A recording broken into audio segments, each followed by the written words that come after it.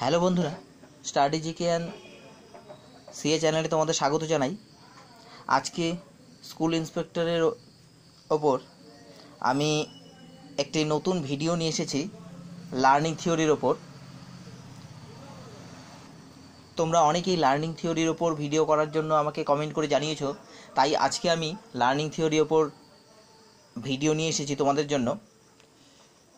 এখনও পর্যন্ত যারা আমার চ্যানেলটিকে সাবস্ক্রাইব করোনি তাদেরকে বলবো তোমরা অবশ্যই আমার চ্যানেলটি সাবস্ক্রাইব করবে, লাইক করবে এবং আমার ভিডিওগুলি অবশ্যই তোমরা শেয়ার করবে। আজ একটু দেরি হয়ে গেল, তা সত্ত্বেও আমি আজকে তোমাদের জন্য ভিডিওটি আপলোড করছি। তোমরা অবশ্যই ভিডিওটি প্রথম থেকে শেষ পর্যন্ত প্রত্যেকে দেখে নেবে। এসআইয়ের ওপর ভিডিওর আপলোড করার সময় হচ্ছে সন্ধ্যা 6:30 থেকে 7টার মধ্যে আপলোড করি। খুব অসুবিধা না থাকলে এই সময়ের মধ্যে আমি আপলোড করে দিই, আর একটু সমস্যা হয়ে গেলে আমি তারপরেই যে কোনো সময় আপলোড করে দিই। তাহলে শুরু করছি থর্নডাইকের trial and error theory. Trial and error theory অর্থাৎ প্রচেষ্টা ও ভুলের মাধ্যমে শিখন। থর্নডাইক তিনি ট্রায়াল অ্যান্ড এরর থিওরি উদ্ভাবন করেছিলেন। তার মতে শিখন সম্পন্ন হয় কিছু ভুল প্রচেষ্টার মাধ্যমে। অর্থাৎ আমরা কোনো কিছু শিখতে গেলে একবারই হয়তো সেই জিনিসটা আমরা ঠিক করে করতে পারি না। ওই জিনিসটা আমরা ঠিক করে করতে গেলে আমাদেরকে কিছু ভুল প্রচেষ্টা করতে হয়, অর্থাৎ আমাদের কিছু চেষ্টা করতে হয়। যে চেষ্টাগুলো প্রথমে হয়তো ভুল হয়, তারপর এক এক করে আমরা ধাপে ধাপে ধাপে ধাপে ভুল করতে করতে করতে করতে আমরা ঠিক সেই জিনিসটা শিখে ফেলি। এইভাবেই আমাদের শিখনটি সম্পন্ন হয়। থর্নডাইক তাই শিখনের প্রচেষ্টা এবং ভুলের তত্ত্বকে প্রাধান্য দিয়েছেন। যেমন একটি ছাত্রকে যদি আমরা একটি অঙ্ক করতে দিই, তাহলে দেখা যাবে যে হয়তো সে অঙ্কটি প্রথমবার করবে, করার পর হয়তো কিছু একটা ভুল হয়ে যাবে, তখন সে ওই ভুলটা ঠিক করার জন্য সে আবারও চেষ্টা করবে। এইভাবে কয়েকটি ধাপে ধাপে সে প্রচেষ্টা করতে করতে ভুল হতে হতে একসময় সে অঙ্কটি করতে সক্ষম হবে এবং তার শিখন সম্পন্ন হবে। এটাই হচ্ছে ট্রায়াল অ্যান্ড এরর থিওরি, অর্থাৎ প্রচেষ্টা ও ভুলের মাধ্যমে শিখন। এই শিখন তত্ত্বের উদ্ভাবন করেছেন থর্নডাইক। তাহলে শুরু করছি। এখানে 1 নম্বরের প্রশ্ন রয়েছে, this theory was expounded by Thorndike in 1898। অর্থাৎ এই থিওরি থর্নডাইক 1898 খ্রিস্টাব্দে উদ্ভাবন করেছেন। তিনি একজন আমেরিকান সাইকোলজিস্ট। 2 নম্বরে লেখা রয়েছে Thorndike was an American psychologist. 3 নম্বর, this theory is also known as pleasure pain theory, stimulus response theory and bond theory of learning and theory of connectionism।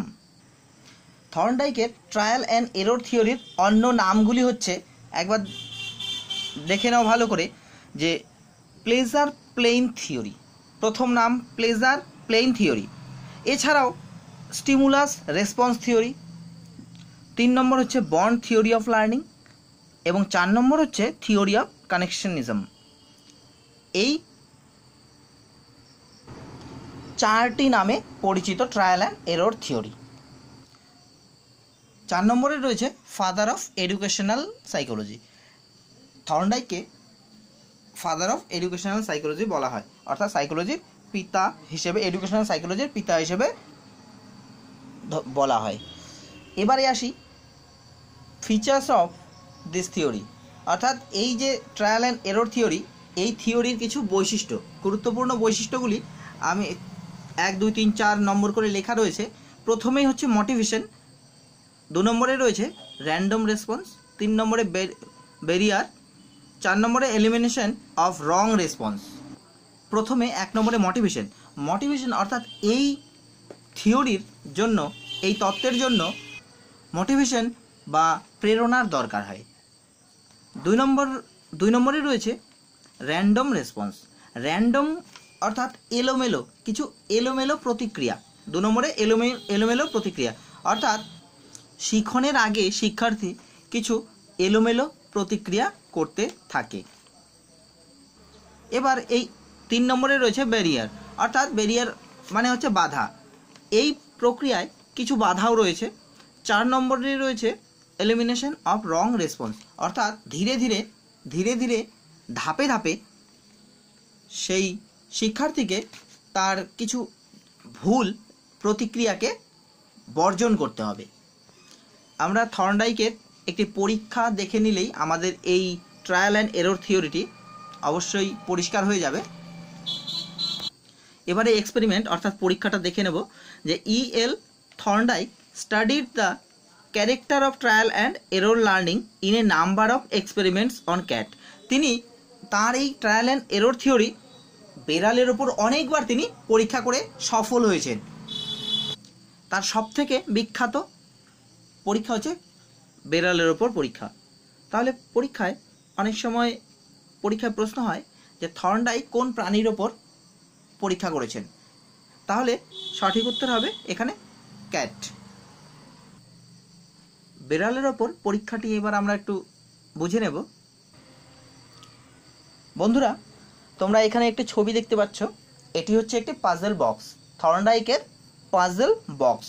এই বক্সের ভেতরে একটি বেড়াল রয়েছে। এখানে বেড়াল দেখা যাচ্ছে,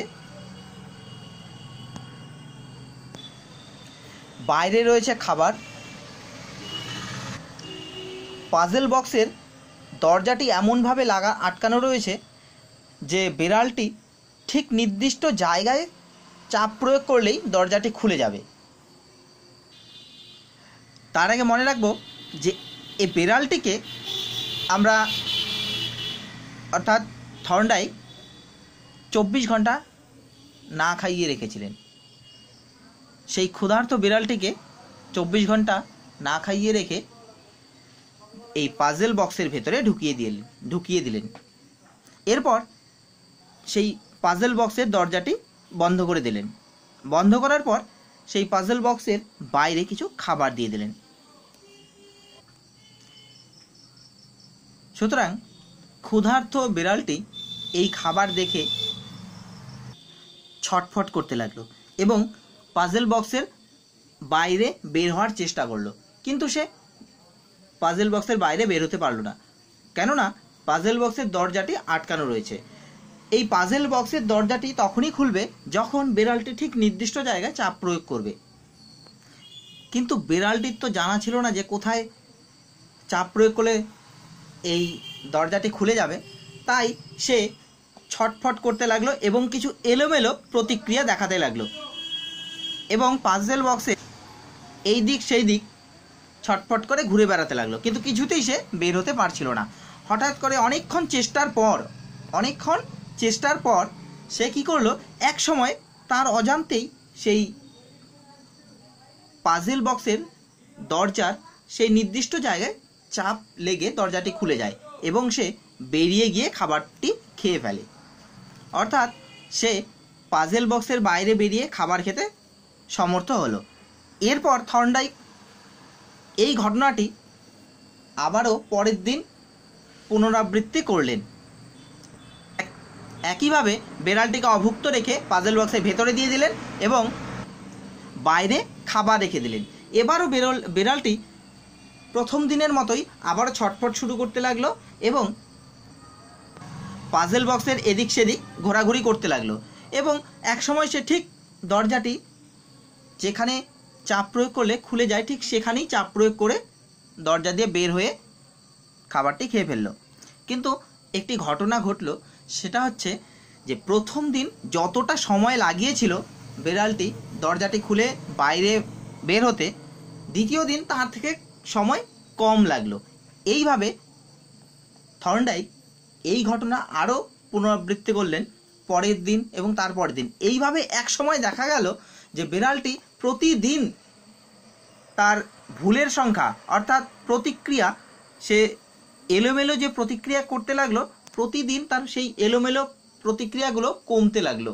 ঠিক কমতে কমতে একটা সময় এলো যখন বিড়ালটি আর কোনো ভুল প্রতিক্রিয়া করলো না।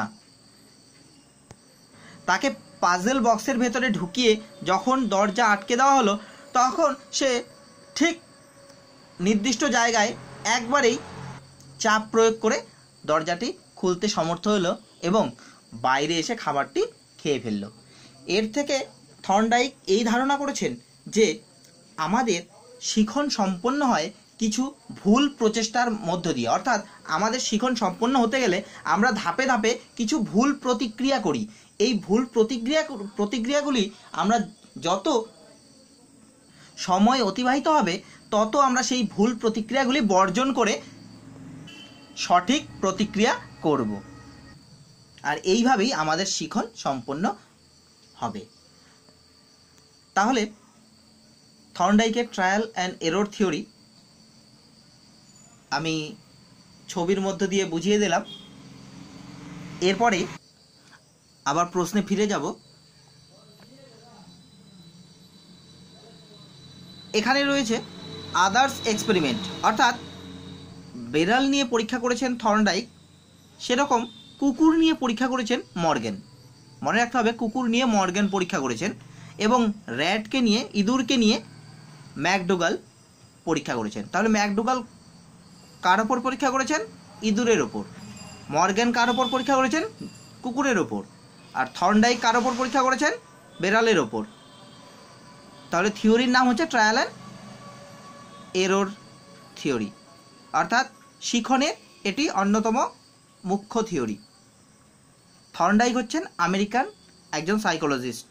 তিনি কত খ্রিস্টাব্দে ট্রায়াল অ্যান্ড এরর থিওরি উদ্ভাবন করেছিলেন? সঠিক উত্তর 1898 খ্রিস্টাব্দে। এবারে আসবো সবথেকে গুরুত্বপূর্ণ প্রশ্ন, শিখনের সূত্র, অর্থাৎ ট্রায়াল অ্যান্ড এরর থিওরি অনুসারে শিখনের মূল সূত্রগুলি, থর্নডাইকের যে শিখন ট্রায়াল অ্যান্ড এরর থিওরি, তার মূল সূত্রগুলি খুবই গুরুত্বপূর্ণ। এখানে সূত্রগুলির মধ্যে প্রথমেই আমরা দেখব প্রাইমারি ল, অর্থাৎ প্রাথমিক বা মুখ্য সূত্রগুলি আমরা দেখে নেব। প্রথমেই মুখ্য সূত্র, এগুলি পরীক্ষায় খুব আসে, তো এই সূত্রগুলো অবশ্যই মনে রাখতে হবে। প্রথমেই প্রাইমারি ল, অর্থাৎ প্রথমেই মুখ্য সূত্রগুলি, প্রধান সূত্র মনে রাখতে হবে। তাহলে থর্নডাইকের ট্রায়াল অ্যান্ড এরর থিওরির মুখ্য সূত্র হচ্ছে তিনটি। 1 নম্বরে রয়েছে ল অফ রেডিনেস, 2 নম্বরে রয়েছে ল অফ এক্সারসাইজ, 3 নম্বরে রয়েছে ল অফ এফেক্ট। অর্থাৎ ল অফ রেডিনেস অর্থ হচ্ছে প্রস্তুতির সূত্র। অর্থাৎ আমরা দেখলাম যে বিড়ালটিকে পাজল বক্সের ভেতরে ঢোকালাম, তারপর বিড়ালটি খাবারের জন্য ছটফট যে করবে তার জন্য তাকে কি করতে হবে? আমাদের প্রস্তুতি নিতে হবে, অর্থাৎ তাকে অভুক্ত অবস্থায় রেখে দিলাম। এটা হচ্ছে প্রস্তুতির, অর্থাৎ প্রথমেই আমাদেরকে শেখনের জন্য প্রস্তুত হতে হবে। 2 নম্বরে রয়েছে ল অফ এক্সারসাইজ। এক্সারসাইজ অর্থাৎ অনুশীলনের সূত্র, অর্থাৎ আমাদেরকে প্রতিনিয়ত অনুশীলন করতে হবে। শিখতে গেলে আমাদেরকে প্রতিনিয়ত অনুশীলন করতে হবে। আরেকটা হচ্ছে ল অফ এফেক্ট, অর্থাৎ ফল লাভের সূত্র। তাহলে থর্নডাইকের ট্রায়াল অ্যান্ড এরর থিওরির মুখ্য বা প্রধান সূত্র কয়টি? 3টি। কি কি? একটি হচ্ছে ল অফ রেডিনেস, 2 নম্বর হচ্ছে ল অফ এক্সারসাইজ, 3 নম্বর হচ্ছে ল অফ এফেক্ট, অর্থাৎ প্রস্তুতির সূত্র, অনুশীলনের সূত্র এবং ফল লাভের সূত্র। এবারে আসি সেকেন্ডারি লস। সেকেন্ডারি লস অর্থাৎ গৌণ সূত্র কয়টি? তো গৌণ সূত্র হচ্ছে 5টি। তাহলে গৌণ সূত্র 5টি এবং মুখ্য সূত্র 3টি। ভীষণভাবে গুরুত্বপূর্ণ, অবশ্যই এগুলো মনে রাখতে হবে। তাহলে সেকেন্ডারি লস অর্থাৎ গৌণ সূত্রগুলি 5টি সূত্র আমরা দেখে নেব। প্রথমেই হচ্ছে ল অফ মাল্টিপল রেসপন্স, 2 নম্বরে রয়েছে law of attitude beliefs and opinion, অর্থাৎ বিবিধ প্রতিক্রিয়া সূত্র। প্রথমটা হচ্ছে ল অফ মাল্টিপল রেসপন্স, অর্থাৎ বিবিধ প্রতিক্রিয়ার সূত্র, এবং 2 নম্বরে রয়েছে law of attitude beliefs and opinion, অর্থাৎ মানসিক অবস্থার সূত্র। 3 নম্বরে রয়েছে ল অফ পার্শিয়াল অ্যাক্টিভিটি, 4 নম্বরে ল অফ অ্যাসিমিলেশন, 5 নম্বরে রয়েছে এখানে 4 নম্বর হবে এবং এখানে হবে 5 নম্বর, এটা হবে 4।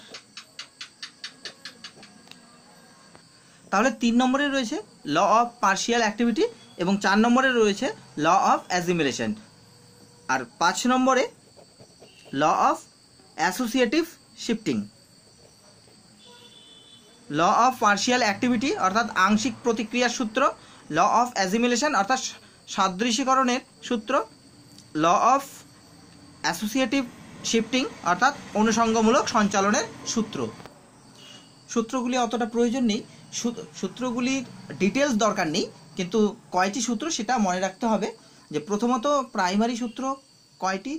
3টি, এবং 3টি অবশ্যই মনে রাখতে হবে কি কি, এবং 5টি যে সেকেন্ডারি সূত্র রয়েছে সেই সেকেন্ডারি সূত্রগুলি 5টি অবশ্যই মনে রাখতে হবে। অত ডিটেলসের দরকার নেই, সে কারণে আর আমি আলোচনায় যাচ্ছি না। বন্ধুরা, তোমাদের প্রতিদিন কমেন্টগুলো আমি অবশ্যই দেখছি, এবং তোমাদের যা যা সমস্যা রয়েছে তোমরা অবশ্যই আমাকে কমেন্ট করে জানিয়েছো এবং জানাবেও। তোমাদের সমস্যাগুলো আমি সমাধান করার চেষ্টা করব, এবং তোমাদের বিভিন্ন রিকোয়েস্টগুলো পূরণ করার চেষ্টা করব। তোমাদের কমেন্টগুলো আমি অবশ্যই পড়ে দেখি, সেখানে বিভিন্ন টপিক সম্পর্কে তোমরা ভিডিও করতে আমাকে রিকোয়েস্ট করো। আমি একদিনে তো সম্ভব নয়, আমি প্রত্যেকের রিকোয়েস্ট মানার চেষ্টা করব, এবং প্রত্যেকটা টপিক যার যেখানে সমস্যা রয়েছে প্রত্যেকটি টপিক সম্পর্কে ভিডিও আমি অবশ্যই দেব। সঙ্গে থাকো। ভিডিওটি ভালো লাগলে অবশ্যই লাইক করবে, শেয়ার করবে, এবং আমার চ্যানেলটি সাবস্ক্রাইব করবে যারা এখনও পর্যন্ত সাবস্ক্রাইব করনি। যারা নতুন রয়েছে তাদেরকে বলছি, আমার প্রতিদিন আমি সন্ধ্যা 6:30টার সময় এসআইয়ের ওপর ভিডিও আপলোড করি, অবশ্যই তোমরা সেটা দেখে নেবে। এছাড়াও আমার এসআইয়ের ওপর নানান ভিডিও প্লেলিস্টে রয়েছে, তোমরা অবশ্যই সেখানে গিয়ে দেখে নেবে। ধন্যবাদ।